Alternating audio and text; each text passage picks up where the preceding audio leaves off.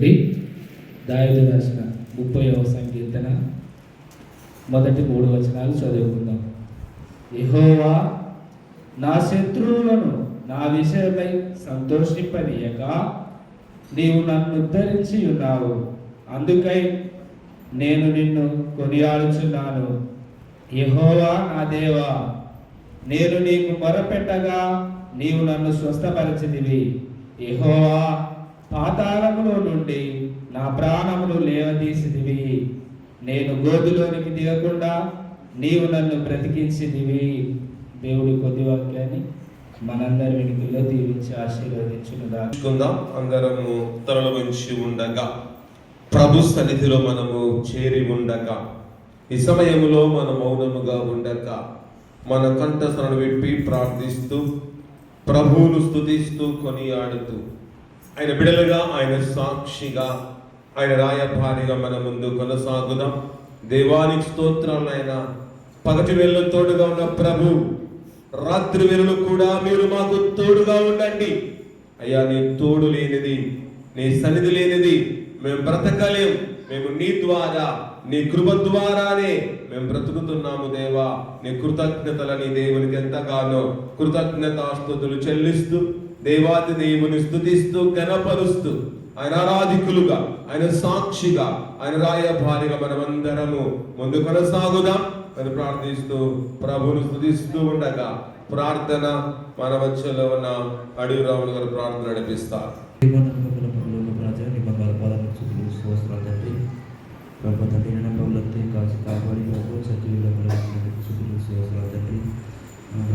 రాత్రికాల సమయం తండ్రి, చిన్న ముందుగా కొడుకు ప్రభు ఎంతవరకు తండ్రిని శుద్ధించి గణపరిచినందుకు ప్రభు తండ్రి, రావాల్సిన ప్రతి బిడ్డను ప్రభు మీ ఆరా నడిపిస్తామని తండ్రి, నీకు స్తోత్రాలు తండ్రి. రాలేక తండ్రి, ఎవరైతే వెనుకబడిపోయినారో ప్రభు, ప్రతి బిడ్డతో మాట్లాడి ప్రతి ఒక్కరిని సన్నిధిని నడిపిస్తామని ప్రభు, నీకు స్తోత్రాలు తండ్రి. ఈ సమయంలో కొద్ది నిమిషాలు దేవుని వాక్యాన్ని మనము ధ్యానించుకుందాం. ఈ సమయంలో మన మధ్యలో ఉన్న పాస్టమ్మ గారు నేపథ్య కొద్ది నిమిషాలు దేవుని వాక్యాన్ని అందిస్తారు. ప్రతి ఒక్కరు విని విశ్వసిస్తూ దేవుడిచ్చే గొప్ప దీవెన పొందాలని ప్రభునంతరం చేస్తున్నా. ఈ సమయాన్ని మన మధ్య దైవజనరాలు నేపథ్య జ్యోతి గారికి సమయాన్ని అప్పగిస్తున్నా. ఆరాధనా కార్యక్రమంకు ఏర్పాటు చేయబడినటువంటి లేఖన భాగాన్ని మనం చదువుకున్నాం. మన యొక్క అంశం వచ్చేసి దేవా నీవు నన్ను అంశం మీద కొద్ది నిమిషాలు మాత్రమే దేవుని యొక్క వాక్యాన్ని మనం ధ్యానించుకుందాం.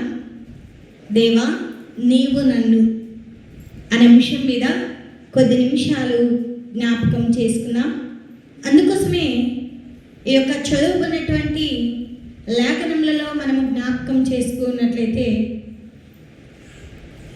కీర్తనల గ్రంథము 30వ సంకీర్తన మొదటి 2 వచనాలను ఒకసారి చదువుకుందాం. యెహోవా నా శత్రువులను నా విషయమై సంతోషింపనీయక నీవు నన్ను ఉద్ధరించి ఉన్నావు. అందుకై నేను నిన్ను కొనియాడుచూ ఉన్నాను. యెహోవా నా దేవా, నేను నీకు మొరపెట్టగా నీవు నన్ను స్వస్థపరిచితివి. చాలండి. ఈ కీర్తనలు ఎవరు రచించారు అంటే, ఈ కీర్తన దావీదు రచించినట్లు మనం చూస్తూ ఉంటున్నాం. అయితే ఈ కీర్తనలో ఉన్నటువంటి మరి సత్యం ఏమిటంటే, ఈ కీర్తనను కృతజ్ఞత గీతము అని కూడా చెప్పవచ్చు. ఈ కీర్తన కృతజ్ఞత కీర్తనగా ఉన్నది అనేది జ్ఞాపకము చేసుకొనవచ్చు. అయితే ఈ కీర్తన దావీదు గారు ఎప్పుడు రచించినారు అంటే, దావీదు జబ్బుపడి మరణ వ్యవస్థలో ఉన్నప్పుడు దేవుడు తనను కాపాడి బ్రతికించి దేవునికి హృదయపూర్వక కృతజ్ఞతాస్తుతులు తెలియచేస్తూ ఈ కీర్తనను రాస్తూ ఉన్నట్లు మనం చూస్తూ ఉంటున్నాం. అయితే మన శక్తి సామర్థ్యాలపై నమ్మకం పెట్టుకుంటే ఓటమి పాలవుతామండి. ఎప్పుడూ కూడా మన శక్తి సామర్థ్యాలపై నమ్మకం పెట్టుకోకూడదని ఈ కీర్తన మొదటి నుంచి ఆ 12 వచనాలను జ్ఞాపకం చేసుకున్నట్లయితే, అందులో ఉన్న మర్మాన్ని జ్ఞాపకం చేసుకున్నట్లయితే, దావీదు గారు జబ్బు పడి ఉన్నప్పుడు మరి తన బలము మీద కానీ తన పైన కానీ ఆధారపడకుండా దేవుని మీద మాత్రమే బ్రతికి జీవిస్తూ ఉన్నట్లు, ఆధారపడి జీవిస్తూ ఉన్నట్లు లేఖనములలోనే మనం చూస్తాము. అయితే అన్ని పరిస్థితుల్లో దేవుని మంచితనంపై ఆధారపడితే మంచి మేలును మనం పొందుకుంటామండి. ఈ కీర్తన మనకు ఒక మాదిరిని తెలియచేస్తూ ఉంది అనేది జ్ఞాపకం చేసుకునే వారిగా ఉండాలి. అందుకోసమే దేవా నీవు నన్ను దావీదుకు దేవుడు చేసిన మేలును బట్టి దేవా నీవు నన్ను అనే అంశం మీద జ్ఞాపకం చేస్తున్నాడు. అందుకోసమే మొదటి వచనాన్ని ఒకసారి జ్ఞాపకం చేసుకున్నట్లయితే, యెహోవా నా శత్రువులను నా విషయమై సంతోషింపనీయక నీవు నన్ను ఉద్ధరించి ఉన్నావు. యెహోవా నా శత్రువుల నా విషయమై సంతోషింపనీయక నీవు నన్ను ఉద్ధరించి ఉన్నావు. అందుకై నేను నిన్ను కొనియాడుచూ ఉన్నాను. యెహోవా నా దేవా నేను నీకు మొరపెట్టగా నీవు నన్ను స్వస్థపరిచితివి అని లేఖనములలోనే మనం చూస్తూ ఉంటున్నాం. ఇక్కడ కీర్తనాకారుడు దేవునికి మొరపెడుతూ ఉన్నట్లు, దేవునికి ప్రార్థిస్తూ ఉన్నట్లు, దేవుడిని అడుగుతూ ఉన్నట్లు, దేవుడిని గోజాడుతూ ఉన్నట్లు మనం చూస్తుంటాం. మనము కూడా అన్ని సమయాలలోనూ అన్ని వేళలోనూ బాధ కలిగిన, కష్టము కలిగిన, సంతోషము కలిగిన, దుఃఖము కలిగిన, మరి నువ్వు ఏ వ్యవస్థలో ఉన్నా కూడా, మరణ వ్యవస్థలో ఉన్నావా, జబ్బు పడినటువంటి వ్యవస్థలో ఉన్నావా, దుఃఖ సమయంలో ఉన్నావా, మరి ఆర్థిక ఇబ్బందుల్లో ఉన్నావా, మరి అన్ని విషయాల్లో ఎవరిపై ఆధారపడాలి అంటే దేవుని మీద మాత్రమే ఆధారపడాలండి. దేవుని మీద ఆధారపడినప్పుడు దేవుడు నీకు సహాయము చేసేవాడిగా ఉంటున్నాడు. దేవుడు నీకు తోడుండి నడిపించే దేవుడుగా ఉంటున్నాడు. దేవుడు నిన్ను కాపాడేవాడిగా ఉంటున్నాడు. దేవుడు నిన్ను బ్రతికించే వాడుగా ఉంటూ ఉన్నాడు అనేది కూడా జ్ఞాపకము చేసుకునే వారిగా ఉండాలి. అందుకోసమే ఇక్కడ మనం చూస్తూ ఉన్నట్లయితే అక్కడ యెహోవా దావీదు యొక్క శత్రువుల విషయమై మరి సంతోషింపనీయక, శత్రువులు దావీదు విషయంలో సంతోషింపనీయక అక్కడ ఏం చేస్తున్నాడంట, నన్ను ఉద్ధరించి ఉన్నావు ప్రభువా అని లేఖనములలోనే మనం అందుకైనా నేను నిన్ను కొనియాడుచూ ఉంటున్నాను, అందును బట్టి నేను నిన్ను కొనియాడుచూ ఉన్నాను, అందును బట్టి నేను నిన్ను స్తుతిస్తూ ఉన్నాను, అందును బట్టి నీకు ప్రార్థిస్తూ ఉంటున్నానని దావీదు గారు అక్కడ మొరపెట్టినట్లు మనం చూస్తాం. అంత మాత్రమే కాకుండా 2వ వచనంలో మనం జ్ఞాపకం చేసుకున్నట్లయితే, దేవా నీవు నన్ను స్వస్థపరిచితివి అంటూ ఉన్నాడు.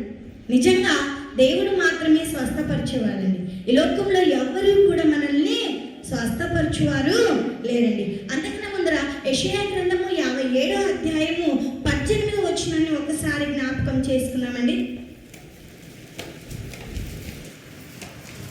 57:18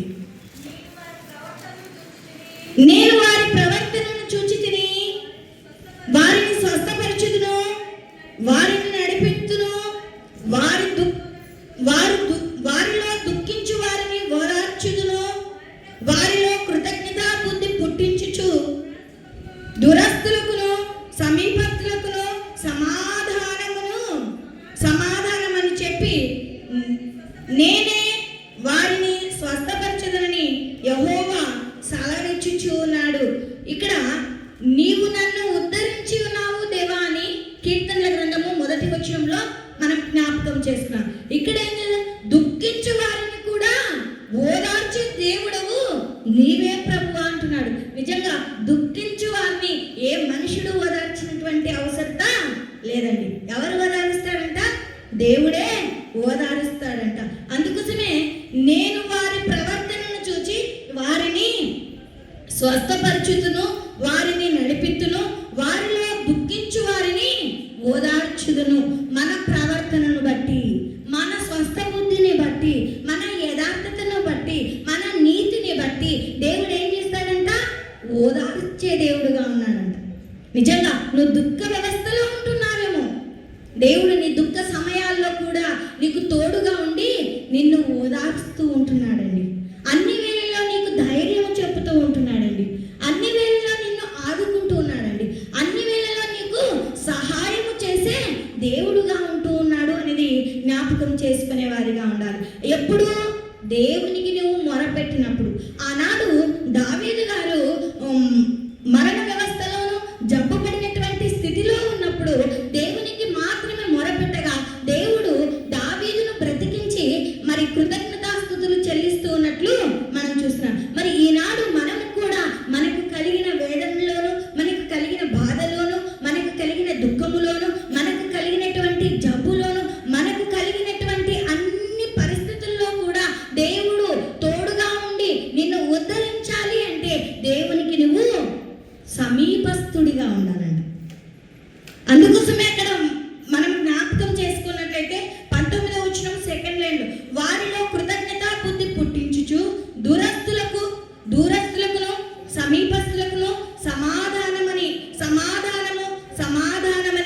చెప్పి నేనే వారిని స్వస్థపరిచెదనని యెహోవా సెలవిచ్చుచు ఉన్నాడు. దేవుడే వారికి స్వస్థపరచుదనని వారికి సెలవిస్తూ ఉన్నట్లు కూడా లేఖనములలోనే మనం చూస్తూ ఉంటున్నాం. అందుకోసమే దుఃఖించు వారిని కూడా ఓదార్చే దేవుడండి. నిజంగా మనం దుఃఖిస్తున్నప్పుడు ఎవరికి కూడా నేను ఓదార్చకపోతే మనం అనుకుంటుంటాం, నా కష్టం ఉంది, నా బాధ ఉంది, నా దుఃఖం ఉంది, నా వేదనలో నాకు తోడు ఎవరు లేరు. నువ్వు ఒంటరిగా ఉంటే దేవుడు నీకు తోడుగా ఎంతమందిని ఉంచుతున్నాడంట? నువ్వు ఒంటరి వాడివి కానే కాదు, 10,000 మందితో నిన్ను పోలుస్తూ ఉంటున్నాడండి. నిజంగా మనం జ్ఞాపకం చేసుకున్నట్లయితే మనం ఒకసారి దుఃఖించు వారిలో ఉన్నప్పుడు కూడా ఓదార్చేవారు రానప్పుడు దేవుడు మనల్ని ఎంతగానో ఓదార్చి ధైర్యపరుస్తున్నాడండి. అన్ని సమయాలలోనూ అన్ని వేళల్లోనూ ధైర్యపరిచే దేవుడుగా ఉంటున్నాడు అనేది జ్ఞాపకం చేసుకునే వారిగా ఉండాలి. అందుకోసమే మనం జ్ఞాపకం చేసుకున్నట్లయితే కీర్తనల గ్రంథము 30వ కీర్తన 2వ వచనాన్ని జ్ఞాపకం చేసుకున్నాం. యెహోవా నా దేవా, నేను నీకు మొరపెట్టగా నీవు నన్ను స్వస్థపరిచితివి. చాలమ్మా, ఈ చదవబడినటువంటి లేఖనములలో మనం జ్ఞాపకం చేసుకున్నట్లయితే దేవా నీవు నన్ను స్వస్థపరిచితివి. మనల్ని స్వస్థపరచువారు ఎవరండి? దేవుడు. కానీ దేవుని పైన ఆధారపడతారా? జబ్బు పడినప్పుడు ఆధారపడతాడా? లేదండి. మొట్టమొదటిగా ఎవరిపై ఆధారపడతారు? మానవుని యొక్క అజ్ఞానంతో ఎక్కడికి వెళ్తామండి? ఏ డాక్టర్ దగ్గరకో, ఇంకా అది తగ్గలేదు అనుకో ఇంకేం కట్టిస్తారు? తాళ్ళు కట్టిస్తుంటారు కదా. ఒకసారి జ్ఞాపకం చేశాను. అందుకోసమే అక్కడ మనం జ్ఞాపకం చేసుకున్నట్లయితే యెహోవా నా దేవా, నేను నీకు మొరపెట్టగా నీవు నన్ను స్వస్థపరిచితివి. దేవుడు ఏం చేస్తున్నాడంటే నిన్ను స్వస్థపరిచే దేవుడు. ఎప్పుడు? దేవునికి నువ్వు మొరపెట్టినప్పుడు, దేవునికి నువ్వు ప్రార్థించినప్పుడు, దేవుని నువ్వు బ్రతిమాలుకున్నప్పుడు, దేవుని పాదముల చెంతకు నువ్వు చేరినప్పుడు దేవుడు నీకేం చేస్తున్నాడండి? నీ మొరను ఆలకించి నీకు శీఘ్రంగా స్వస్థతనిస్తున్నాడండి. కానీ మనం ఏం చేస్తున్నాం? దేవునికి సమీపంగా ఉండలేక, దేవునికి మొరపెట్టలేక, ఆయన పాద సన్నిధానంలో మనము చేరలేక, దేవుడిచ్చే స్వస్థతను పొందుకోలేక లోకంలో కొట్టిమిట్టాడేవారిగా ఉంటున్నామండి. నిజంగా జ్ఞాపకం చేసుకున్నట్లయితే దేవా నీవు నన్ను స్వస్థపరిచితివి. నిజంగా ఆరోగ్యమును కలగచేయి దేవుడు మన ప్రభువుల వారు మాత్రమే అండి. ఎక్కడా కూడా మనకు ఆరోగ్యము దొరకదండి. దొరుకుతుందా? ఏ వైద్యుడి దగ్గర దొరకదు, ఏ మాంత్రికుని దగ్గర దొరకదు, ఎక్కడా కూడా మనకు ఆరోగ్యం అంటూ దొరకదండి. ఎవరి యొక్క మాత్రము ఆరోగ్యము దొరుకుతుందంటే యేసుక్రీస్తు ప్రభుల వారి యొక్క మాత్రమే మనకు ఎందుకు మనకు ఆరోగ్యము కలుగుతుందంటే ఆయన పొందిన దెబ్బల చేత నీకు స్వస్థత కలుగును అని లేఖనములలోనే మనం చూస్తాం. ఎందుకు ఆయన దెబ్బలు పొంది ఉన్నాడు అంటే నీ కోసము, నా కోసము, మన పాపముల నిమిత్తమై మనము మరణ వ్యవస్థలో ఉన్నప్పుడు దేవుడు నీ కొరకు, నా కొరకు తన స్వరక్తం ఇచ్చి నిన్ను నన్ను కూడా స్వస్థపరిచాడండి. దేవుడు నీకు నాకు కూడా మంచి ఆరోగ్యాన్ని చేశాడండి. అయితే ఆరోగ్యమును కలగచేసినటువంటి దేవుణ్ణి మరచి ఈ లోకంలో తిరిగేవారిగా. ఎవరి వల్ల స్వస్థత కలిగిందంటే, అబ్బా ఆ డాక్టర్ చెప్తే అక్కడికి వెళ్ళానండి, వారి వలన స్వస్థత కలిగిందండి. ఆ డాక్టర్ని కూడా సృష్టించింది ఎవరు? ప్రభుల వారేనండి. ఆ డాక్టర్కి జ్ఞానాన్ని ఇచ్చింది ఎవరు? దేవుడేనండి. ఆ డాక్టర్ని ట్రీట్మెంట్ చేశాడు, కానీ దేవుడు కనుదృష్టి నీ పైన లేకపోతే నువ్వు స్వస్థత పొందుకునే వారే కాదండి.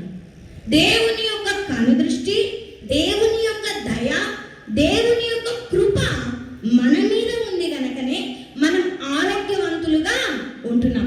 ఆరోగ్యం ఇచ్చిన దేవునికి కృతజ్ఞత కలిగి ఉన్నావా అంటే కృతజ్ఞత కలిగి లేమండి. ఉన్నామా? నిజంగా జ్ఞాపకం చేసుకున్నట్లయితే ఒకసారి ఇర్మియా గ్రంథము 30వ అధ్యాయము 17వ వచనాన్ని ఒకసారి జ్ఞాపకం చేసుకుందాం. వారు ఎవరునో లక్ష్యపెట్టని చదవము. వారు ఎవరునో లక్ష్యపెట్టని సియోననియు వెలివేయబడిన దానిననియు నీకు పేరు పెట్టుచు ఉన్నారు. అయితే నేను నీకు ఆరోగ్యము కలగచేసేదను, నీ గాయములను మార్పుదును. ఇదే యెహోవా వాక్కు.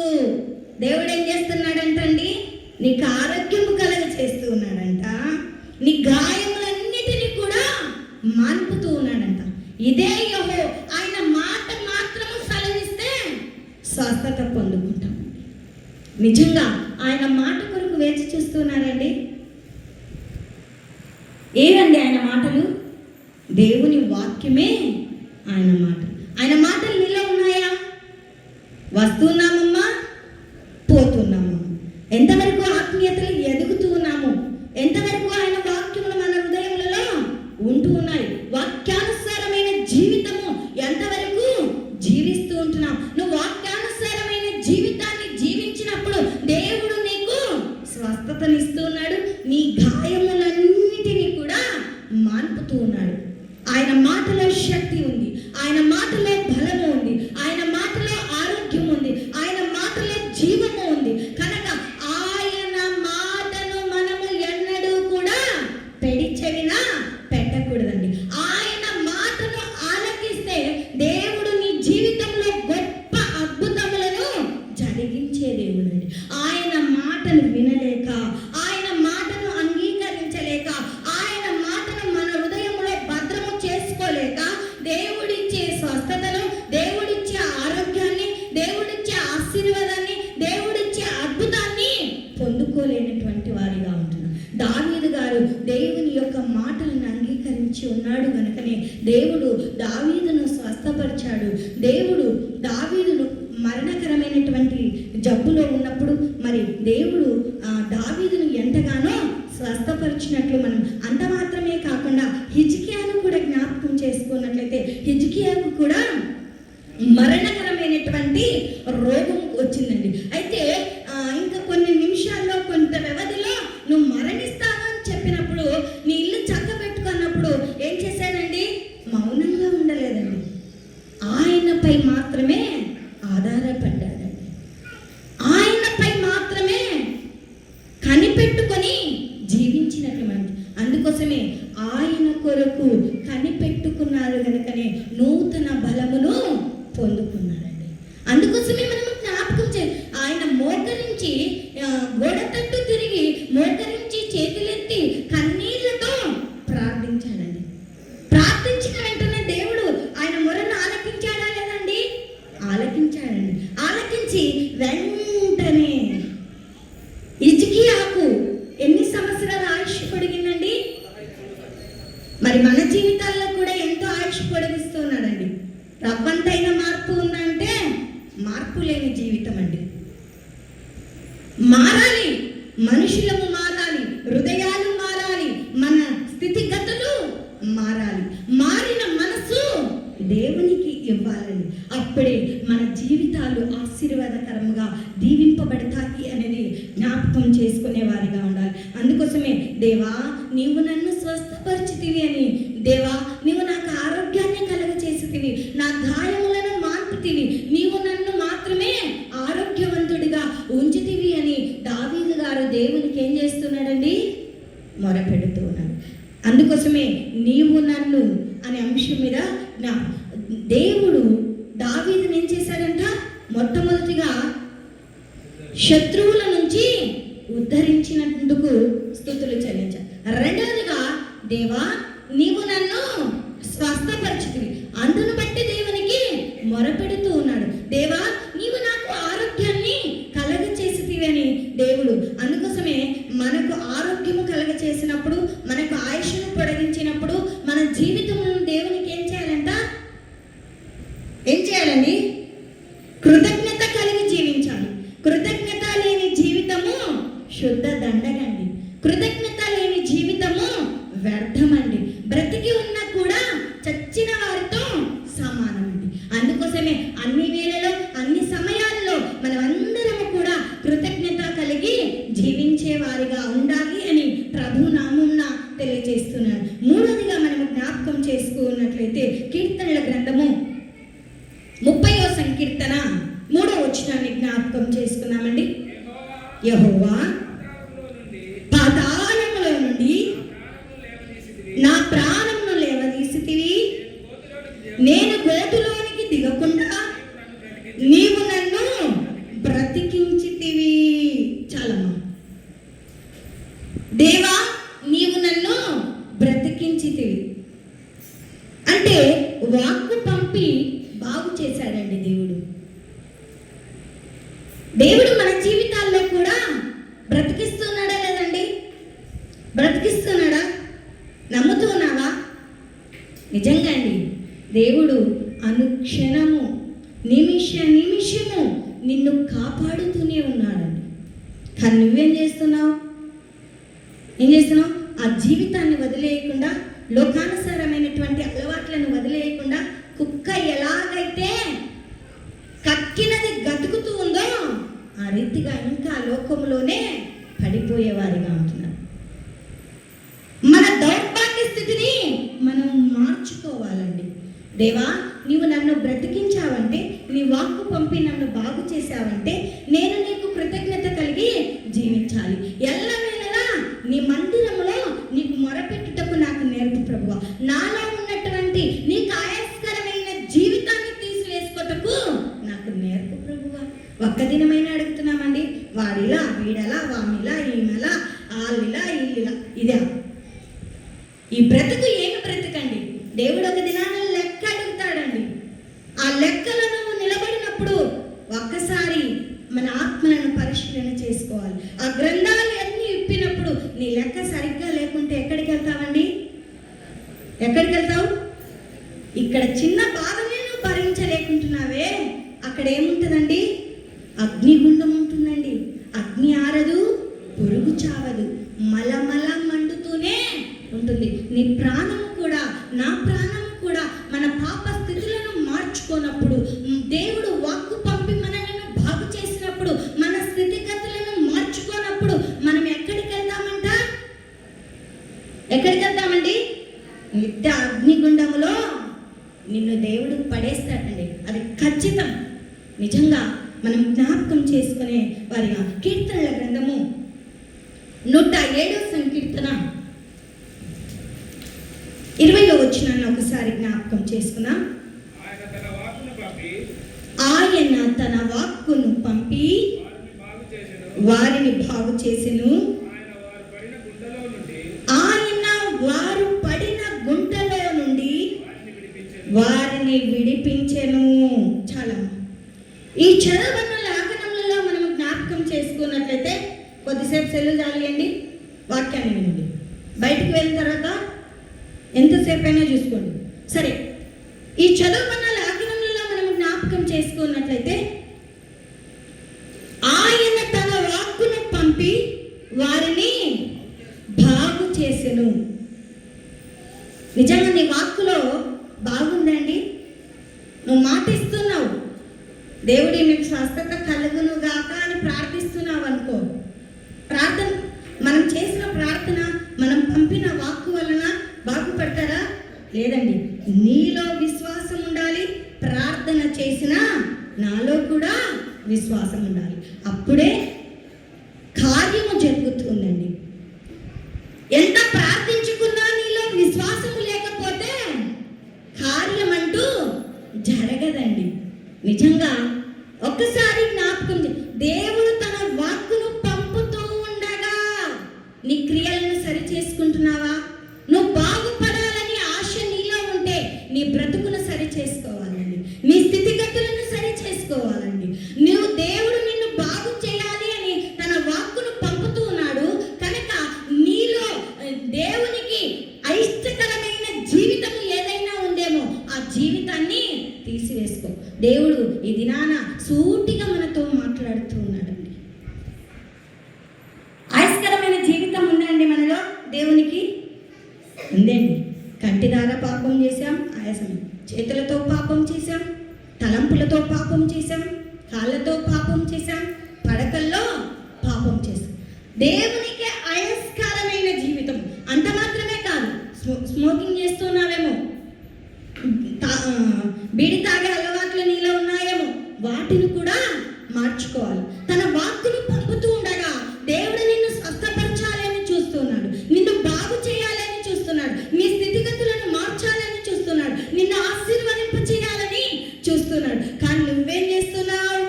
నీ స్థితిగతులను మార్చుకోవడం లేదండి, నీలో ఉన్న అలవాట్లను మార్చుకోవడం లేదండి, నీ జీవితాన్ని సరి చేసుకోవడం లేదండి. వాక్యాన్ని వింటూ ఉన్నావు, విడిచిపెడుతున్నావు, ఎక్కడ వేసిన గొంగలి అక్కడ ఉన్నట్లుగానే ఉంటున్నామండి. నిజంగా అందుకోసమే మనం జ్ఞాపకం చేసుకోవాలి, మన స్థితిగతులను మనం మార్చుకునే వారిగా ఉండాలి. నిజంగా ఆనాడు పక్షవాయువులతో చెప్పాడండి. ఏమని చెప్పాడు? వాక్కు మాత్రమే పంపాడు. బాగుపడ్డాడా లేదండి? లేచి నీ పరిపెత్తుకొని నీవు నడువు అని చెప్పాడండి. వెంటనే దిక్కులు లేసి నడిచాడండి. నడిచాడా లేదా? వాక్కులో ఆయన మాటలో స్వస్థత ఉంది. అందుకోసమే ఆయన బాగు చేయాలన్నప్పుడు మన క్యారెక్టర్ని కూడా మనం సరి చేసుకోవాలండి. మన బుద్ధి స్వస్థ బుద్ధిగా ఉండాలండి.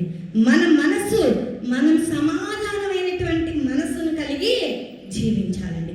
అప్పుడే నువ్వు దేవుడి వాక్కు చేత బాగుపడతావు అనేది. అందుకోసమే అక్కడ మనం జ్ఞాపకం చేసుకున్నట్లయితే ఆయన వారు పడిన గుంటలో నుండి వారిని విడిపించెను. వారు పడినటువంటి గుంటలో నుండే వారిని నువ్వు ఏ గుంటలో పడి ఉన్నావో ఆ గుంటలో నుండి దేవుడు నిన్ను ఏం చేస్తున్నాడంట? విడిపిస్తున్నాడు. ఎప్పుడు? ఆయన వాక్కుకు లొంగినప్పుడు, ఆయన వాక్కుకు విధేయత కలిగి జీవించినప్పుడు, ఆయన వాక్కుకు నువ్వు లోబడి ఆయన వాక్కు ప్రకారంగా నువ్వు నడుచుకున్నప్పుడు దేవుడు నిన్ను బాగు చేసి నువ్వు పడినటువంటి గుంటలో నుండి దేవుడు నిన్ను విడిపించేవాడుగా.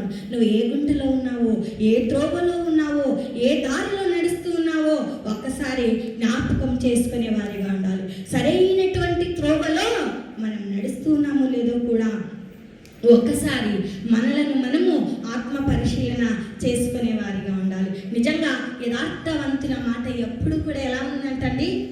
కఠినంగానే ఉంటుందంట. అది బాగుపరుస్తుందే తప్ప చెడిపోనివ్వదండి. చెడిపోనిచ్చే మాటలు ఎలా ఉంటాయో చెప్తున్నా, నవ్వుకుంటా, అరే ఇలానా, అరే ఇలానా, అషేకిష అనుకుంటా ఉన్న మాటలు. అబ్బా ఎంత బాగా కలిసిపోతారో, ఎంత బాగుంటారో. ఇవి కాదండి, మన జీవితాలను సరి చేసుకోవాలి. దేవుని వాక్కు మన హృదయంలోకి పంపినప్పుడు దేవుడు మన అందరినీ కూడా బాగు చేస్తూ ఉన్నాడు. ఆయన వాక్కుకు విధేయత కలిగి జీవించాలండి. ఆయన వాక్కుకు లోబడాలండి. ఆయన వాక్కు ప్రకారంగా నడుచుకోవాలండి. నడుచుకుంటున్నావా అన్న? వాక్యాన్ని వినండి అన్న. ఒక్కసారి మనల్ని మనము జ్ఞాపకం చేసుకున్నాం. అందుకోసమే దేవుని మేలునకు నీ ప్రతిస్పందన ఎలా ఉందో జ్ఞాపకం. దేవుని మేలును పొందుకున్నాడు, దేవునికి కృతజ్ఞత కలిగి జీవించాడు. దేవుని మేలును పొందుకున్నాక అక్కడ దేవా నీవు నన్ను అని ప్రార్థించాడు. ఇప్పుడు అక్కడ నేను నిన్ను అని ప్రార్థిస్తున్నాడు.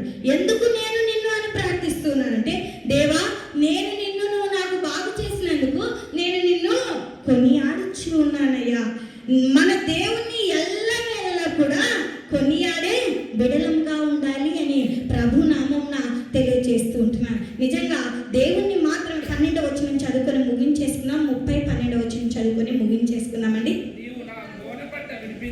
నీవు నా గోనె పట్ట విడిపించి సంతోష వస్త్రమును నన్ను ధరింపచేసి ఉన్నావు యెహోవా నా దేవా, నిత్యము నేను నిన్ను స్తుతించెదను. ఎప్పుడు స్తుతించాలంటండి? నిత్యము దేవుణ్ణి స్తుతించాలండి. స్తుతిస్తూ ఉన్నామా? సంతోషం కలిగినప్పుడు స్తుతించడం కాదండి, దుఃఖం కలిగినప్పుడు స్తుతించడం కాదండి, నిత్యము దేవుణ్ణి స్తుతిస్తూనే ఉండాలంట. ఎందుకు దేవుణ్ణి నిత్యము స్తుతించాలి అంటే అక్కడ ఒక్కసారి జ్ఞాపకం చేసేసుకొని ముగించేసుకున్నామని 109-30 వచనం. నా నోటితో నేను యెహోవాకు కృతజ్ఞతాస్తుతులు మెండుగా చెల్లించెదను. నా నోటితో నేను యెహోవాకు కృతజ్ఞతాస్తుతులు మెండుగా చెల్లించెదను. అనేకుల మధ్యను నేను ఆయనను స్తుతించెదను. ఎందుకు స్తుతించాలంటే ఆయన ఇచ్చిన స్వస్థతను బట్టి, ఆయన ఇచ్చిన ఆరోగ్యమును బట్టి, ఆయన మనల్ని బ్రతికిస్తున్న విధానమును బట్టి ఆయనను కొనియాడాలి, ఆయనను కీర్తించాలి, ఆయనను అనేకుల మధ్య స్తుతించే కుమారుడిగా కుమార్తెగా ఉండాలి అని ప్రభు నామమున తెలియజేస్తూ ఉంటున్నాను. దేవుడు చిన్ని వాక్యాన్ని మనందరి వినికిడిలో దీవించి ఆశీర్వదించునుగాక.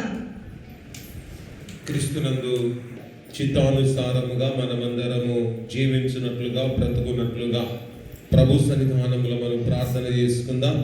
అందరము తలలు వంచి ఉండగా ప్రార్థన చేసుకుందాం. దయచేసి సమయంలో అందులో ప్రార్థిస్తూ ప్రభువును మనము స్తుతిస్తూ దేవుని వాక్య ప్రకారంగా జీవిస్తూ మన యొక్క జీవిత యాత్రను మన ముందు కొనసాగించే వారముగా ఉందాం అని ప్రార్థిస్తుండగా ప్రార్థన మన మధ్యలో ఉన్న అలా గజాంగాడు ఆనంద్ సతీమణి నానమ్మ గారు మనం ప్రార్థన నడిపిస్తారు.